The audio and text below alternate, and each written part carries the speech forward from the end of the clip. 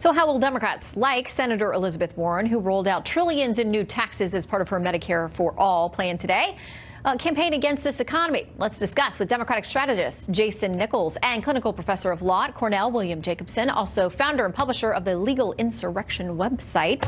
Great to have both of you with us. Great to be here. Thank you, Shannon. So let's start with this. Senator Warren says this about her plan. My Medicare-for-All plan gives everyone good insurance and cuts their health care costs to nearly zero without increasing middle-class taxes one penny. Ask you both, is that possible?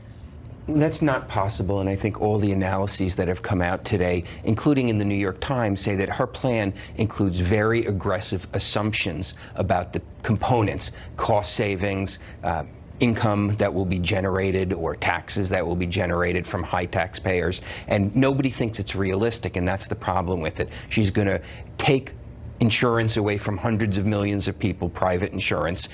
That's a certainty under her plan. Under her plan, unlike Obama's, Obama said you can keep your plan if you like it.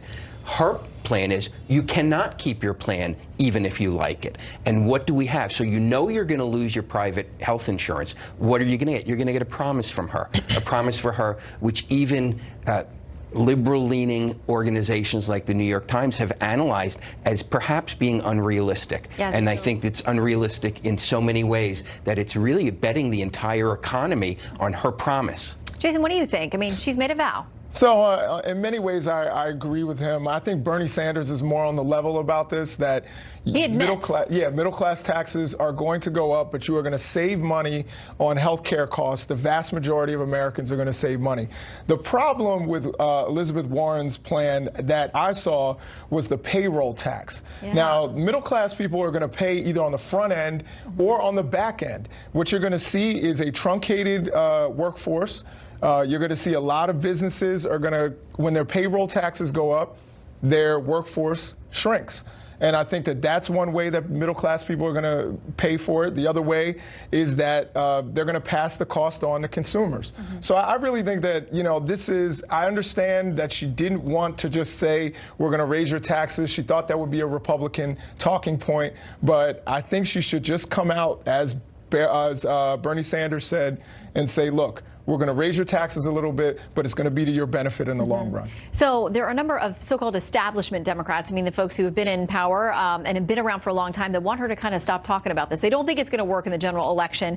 Politico has a piece under the headline, "The Issue That Obama Alums Think Could Doom Elizabeth Warren." They worry about this in the general, saying across the Democratic Party, ordinary voters, senior strategists, and healthcare wonks are increasingly nervous that the candidate many believe to be the most likely nominee to face Donald Trump has burdened herself with a policy that in the best case is extraordinarily difficult to explain and in the worst case could make her unelectable. I'd like to get you both to weigh in on how this could play in the general. Jason, start with you. I don't think that she's unelectable, and I don't think that this is going to do her in. I think most Americans want universal health care.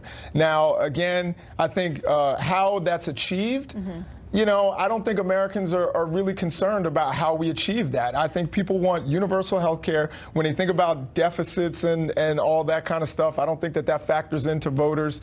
I think they want someone who is truly devoted to making sure that they have the health care that they need and that they're not overburdened. But the polling does show us that people will favor some of these ideas, but then when you ask them things like, okay, are you going to lose private insurance? Are taxes going to go up? Are you going to be delayed trying to get tests or treatment or see doctors? The support falls away very quickly when you talk about those realities. Yeah, and I think that's the problem with Elizabeth Warren that scares so many mainstream Democrats, is that Medicare for All sounds great in concept, but when you turn to 140 million people and you say, we're taking away the insurance that you like, that you've depended on, and what is the guarantee that what you're going to get is better? There is no guarantee. It's a promise. It's based on assumptions that probably won't come true. And I think what people want is choice. They want to be able to control their own lives. And that's what's missing both from Bernie's plan and also from Elizabeth Warren's. They are taking away the individual choice that Americans make. Yeah, Americans are all about that. And some of them are still stinging from not keeping the plans they thought they could keep under President Obama. So there's got to be some convincing done for voters out there.